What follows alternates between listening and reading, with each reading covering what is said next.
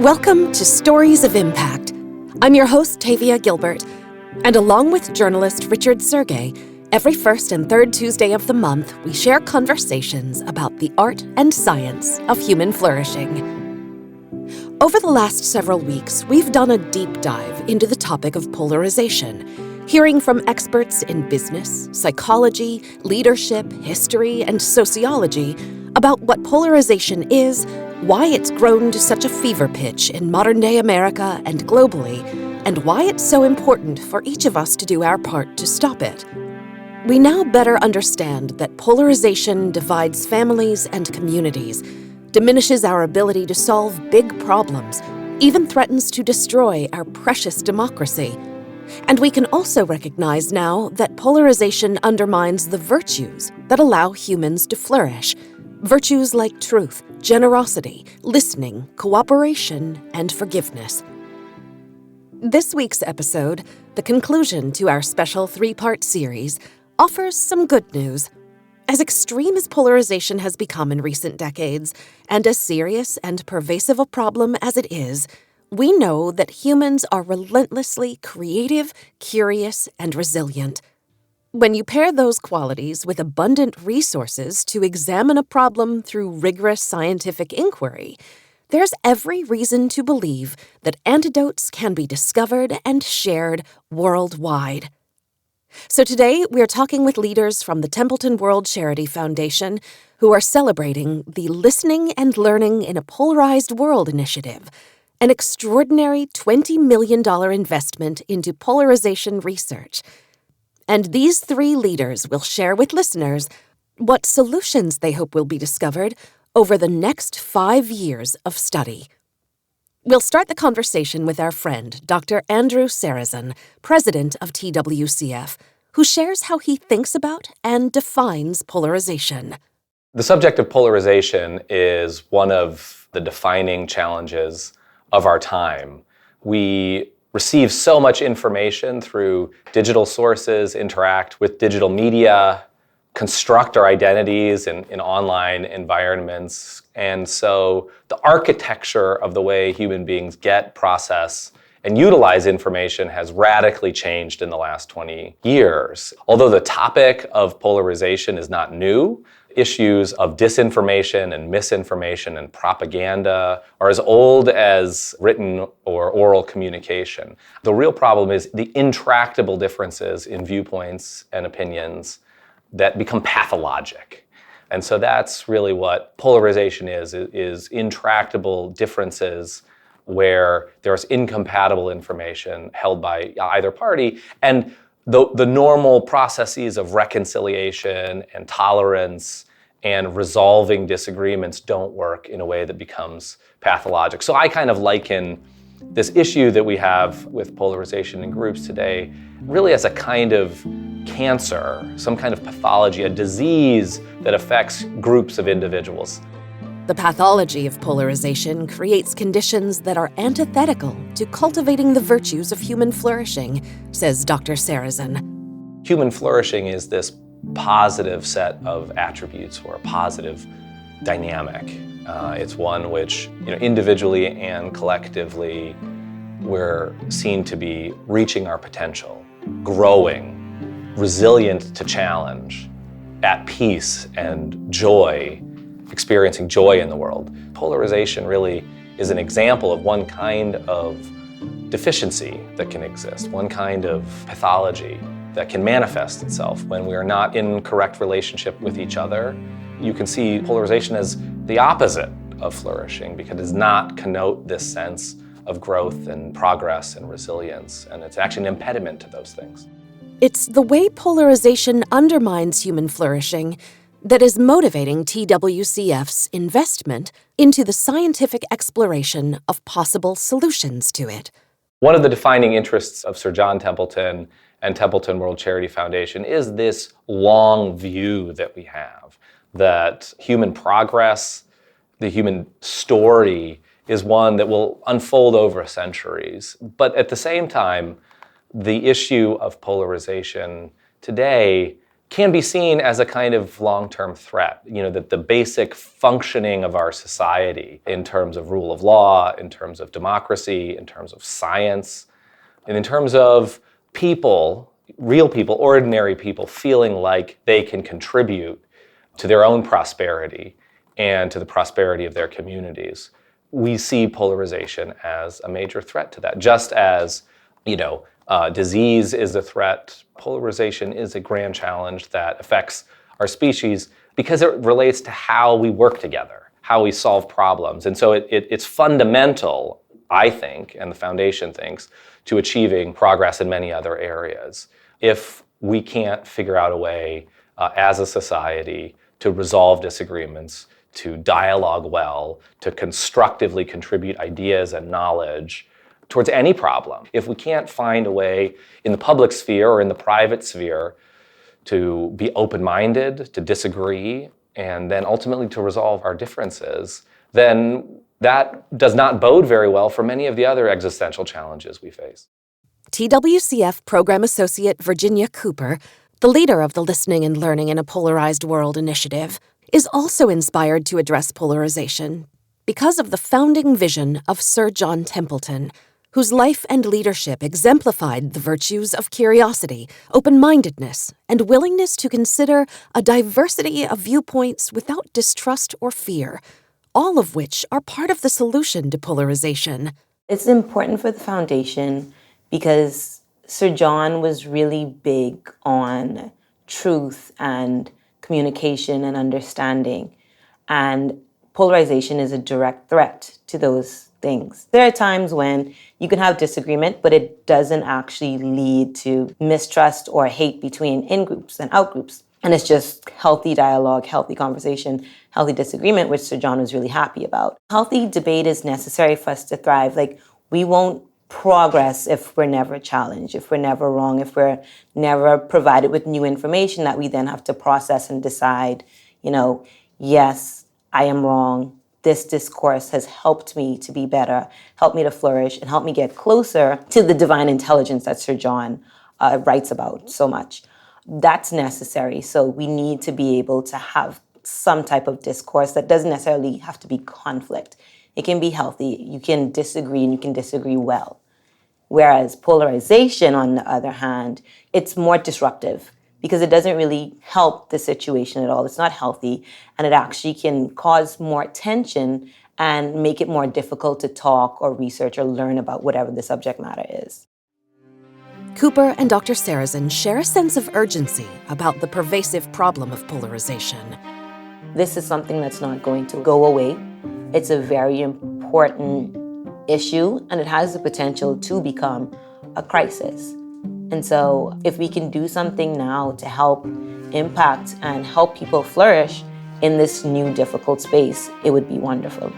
I would say that polarization is an obstacle to prosperity around the world.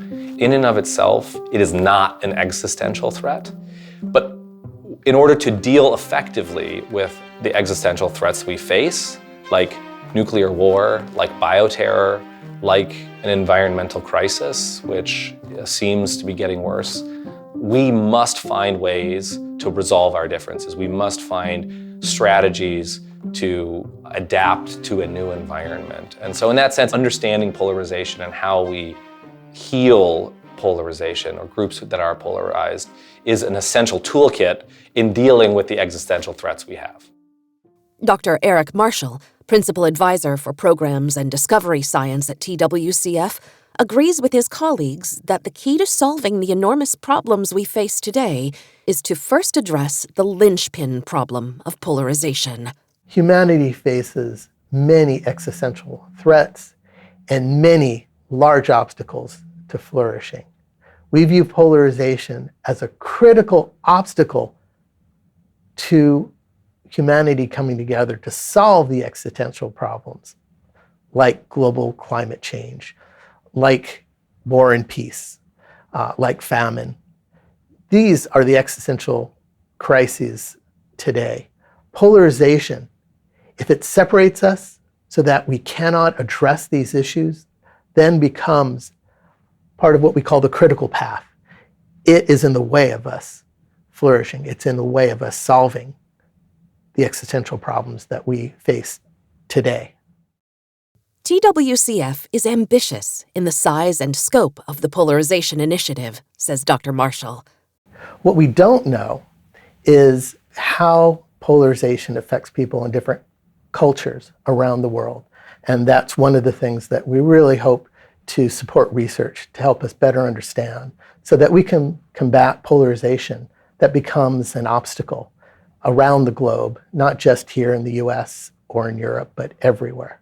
Dr. Serazin and Cooper agree with Dr. Marshall about the value of exploring potential solutions to polarization through a global perspective. Our experience as humans is extraordinarily diverse across the globe. Histories are diverse, cultures are diverse, religious practices, the kinds of environments that human beings have thrived in really know no bounds. And so I think one of the amazing examples and one of the amazing things we can do as a foundation is to expand outward from a particular perspective in rich countries or in developed countries and learn about how other societies grapple with this issue. So taking it as a given that the information architecture, the kinds of ways in which people get information has changed rapidly, but the responses to those changes are diverse across the world. And so we look forward to finding those examples of societies who are managing this transition effectively and what we can learn about that to create solutions which are more universal.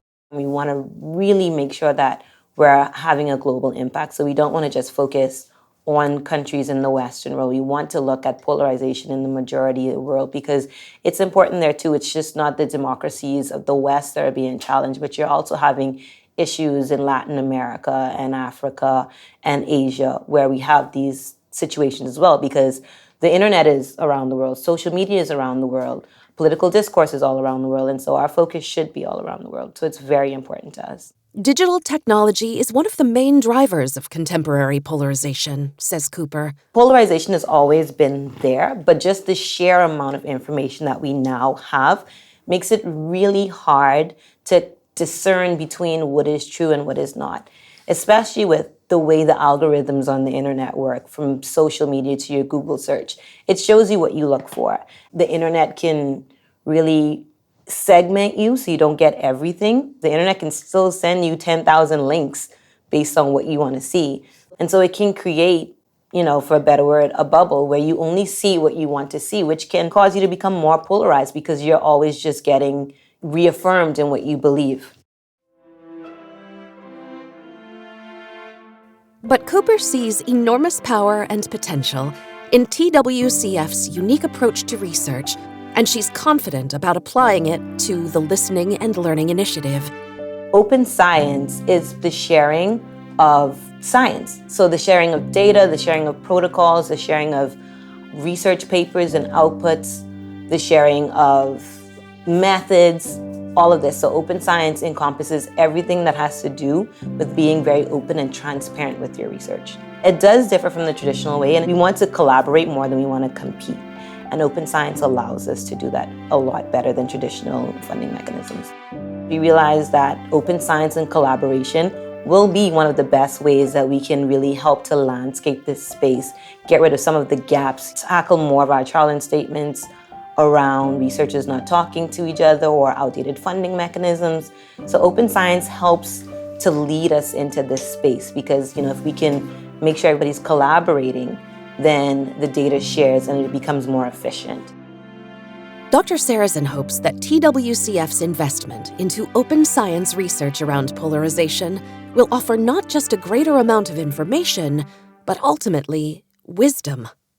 Information is a central feature of any living system, and human groups is one of those. Cooperation is an information management strategy where groups of individuals respond to some kind of outward set of conditions. They process the information in a way that allows for that group to cooperatively solve a problem and produce an outcome. Just like information theory has been very powerful in computer science, in environmental science, and in medicine, it should be no different for the study of polarization and collective behavior. While information and access to information is unlimited, knowledge, true knowledge, which is sort of the integration of different pieces of information in some kind of architecture that makes sense, is more limited. And wisdom, which is the combination of different kinds of knowledge to produce right action, is almost non-existent. So really the question becomes, how do we set up our society in individuals and in groups to process this seemingly endless amount of information in ways which is ultimately productive for human progress? TWCF's revolutionary approaches to information sharing and interdisciplinary study have proven to be successful strategies in past projects, so both Dr. Marshall and Dr. Serazin are eager to apply them to the complexity of polarization. It affects people from a biological basis. It affects them from a humanistic perspective, a religious perspective.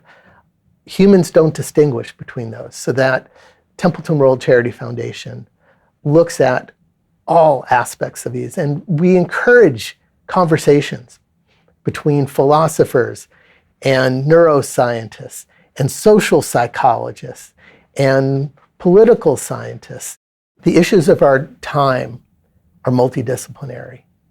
They don't observe scientific and humanities discipline boundaries.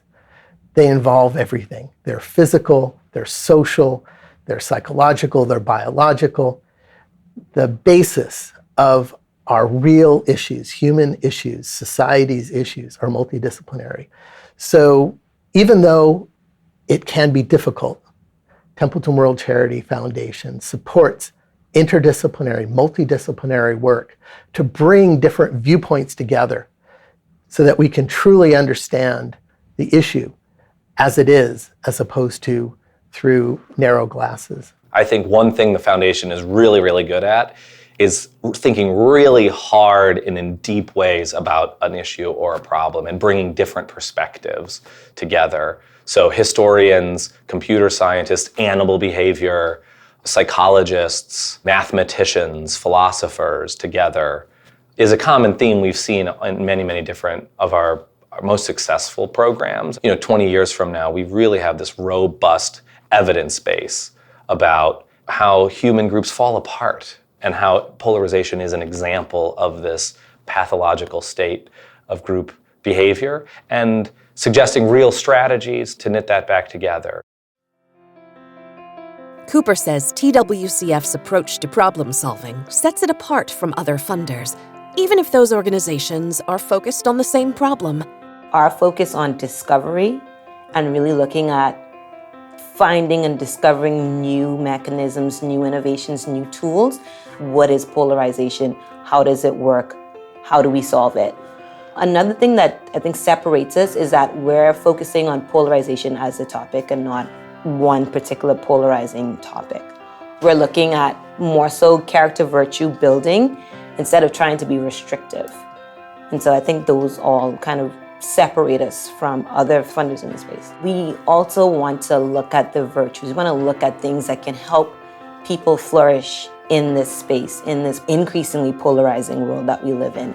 And we want to help people flourish. We want to help increase character virtues, help them to listen in this space, versus looking at just saying the science of it. The Listening and Learning in a Polarized World title really helps tie together the core values of the initiative and really ties into the core values of the foundation and Sir John. Dr. Serazin agrees with the importance of focusing on virtues, especially that of listening to solve the polarization crisis. So one of the areas, of course, that was near and dear to the hearts of Sir John Templeton, as well as myself, is the topic of listening. Listening is the human behavioral element of not only sensing the presence of somebody, the humanity of somebody, and then also changing your perspective based on what is said. So it has an element of solidarity about being present and attentive to another person, which is as important as any kind of information flow or content downloading that exists. So something like listening as a key right and obligation in our society, and emphasizing that based on good knowledge of collective behavior is an essential thing for us. If you can listen well and you can make the person that you're speaking with feel heard, Even though you may walk away not coming to agreement, you may walk away in a better position and feeling better about the other party than when you first joined there.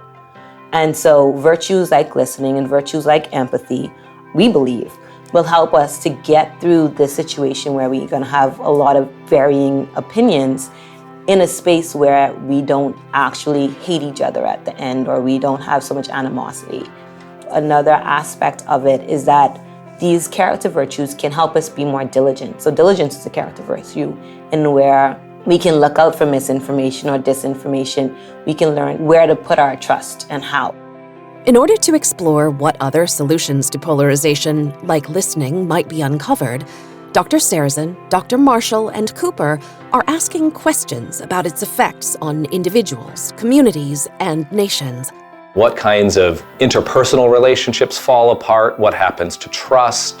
What happens to this, self-censorship? What are markers of polarization? And are there different kinds of markers in different kinds of groups? Whether that's cultural factors or geographic factors that create that typology or a broad suite of different kinds of polarization. So you can imagine a kind of landscape or map or broad understanding of different kinds of polarization that exist when you have this range of factors that are at play with a polarized group. You deploy this resource. And so it's sort of taking this kind of like precision medicine approach where you have a diagnosis and you have a precise solution that has been developed for that specific situation. When we talk about the mechanisms of polarization, we're looking at the underlying mechanisms. What's there at the level of the individual, their psychology, how they're thinking about things, how they're behaving, how they're feeling. Also looking at social systems. How do they interact? How do they affect one another?